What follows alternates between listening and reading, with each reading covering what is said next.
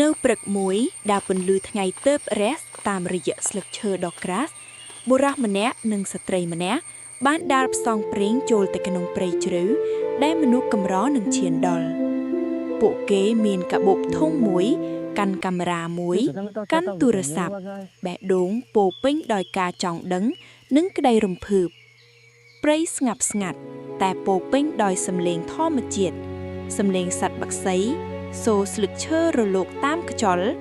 រាល់ជំហានធ្វើឲ្យពួកគេមានអារម្មណ៍ដូចជាកំពុងចូលទៅក្នុងពិភពអាថ៌កំបាំងមួយភ្លាមនោះនៅកណ្ដាលព្រៃដ៏ស្រងាត់ពួកគេបានប្រទះឃើញរូបព្រះពុទ្ធបដិមាដ៏ធំមាសភ្លឺរលោងអង្គុយស្ងប់ស្ងាត់ក្រោមមុំលុបដើមឈើធំពន្លឺថ្ងៃរះប៉ះលើព្រះវក់ធ្វើឲ្យរូបបដិមាហាក់ដូចជាមានជីវិត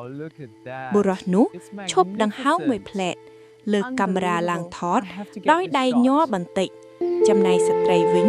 លើកទូរស័ព្ទថតតែភ្នែកពោពេញដោយការគោរព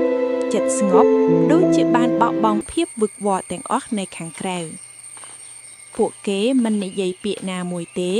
តែបេះដូងទាំងពីរហាក់ដូច